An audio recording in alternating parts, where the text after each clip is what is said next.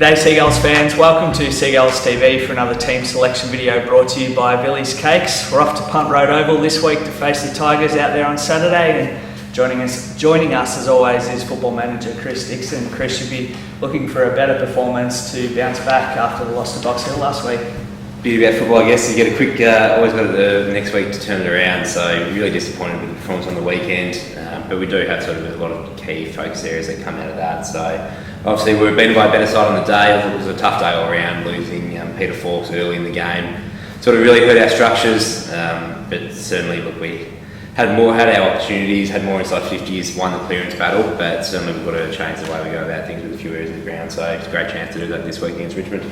So on the Tigers, they were pretty good against Footscray last week, pushing them right to the brink. They're probably a better side than their record would suggest. Yeah, I mean, I think they're 14th on the ladder, but if you have a look at their game and who they've played, they've lost 4 games by under 15 points, so could have easily been a different story for them.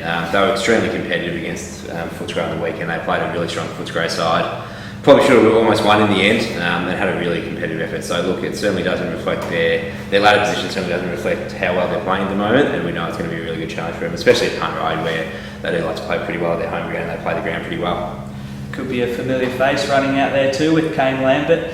Obviously on Richmond's list this year, that'll be an interesting game out there if he ends up playing for the VFL side. He's on the plane up to Sydney, so we'll see whether he flies back or he's just a travelling emergency, or whether he plays up there. So look, it'll be it's something that will be an interesting one if he comes back and plays against us. So he was really good last week in his first game back. Only came on at quarter time, but had close to 30 disposal, 8 clearances and 4 shots at goal. So if he does come back, we know he's going to be a pretty dangerous player. It will certainly be interesting for guys, I guess, like an Adam Markon, who will be the first time he's been on a different side of the footy field for him in about 15 years, Meesey, and these sort of guys. So look, if he's out there, we'll certainly be watchful for him, but look, hopefully he might get an AFL gig.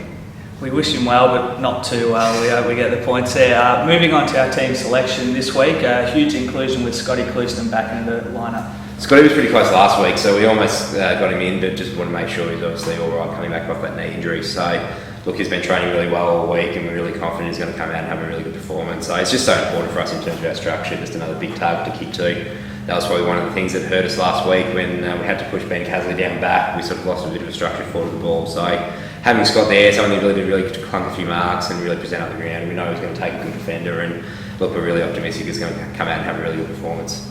Peter Fawkes, who you touched on before, obviously copped that knock early on against Box Hill. How's his progress been throughout the week? He's been feeling good. I guess it's one of those ones with concussion these days. He's obviously got to take it pretty seriously. So, look, if he's right to go, he'll play, but we've just got to make sure that he's passing all the tests and getting through training tonight and gets all the seals of approval from our medical team. So, look, if it's right to go, there's no reason why he won't play, but I guess with all the concussions these days, you've got to be extra careful and make sure that he is 100%. So, look, we'll treat that like we normally do with our normal policies, and if he plays, he plays. If he doesn't, he doesn't.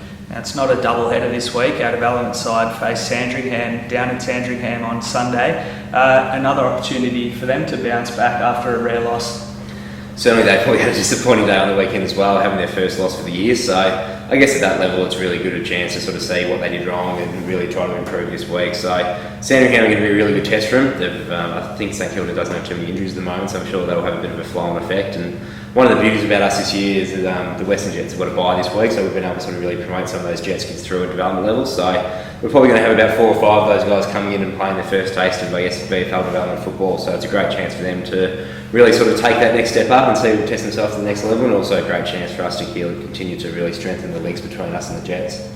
Well, that'll do us again for our team selection video, thanks to Billy's Cakes. Make sure you get out there to Punt Road at 12 o'clock to watch us take on the Tigers. Gates open at 11:30 and parking is available through Gate 7 just off Brunton Avenue there. But Chris, that'll do us. Thanks very much for your time once again, and we hope for a better result this weekend. Let's hope for 2 wins.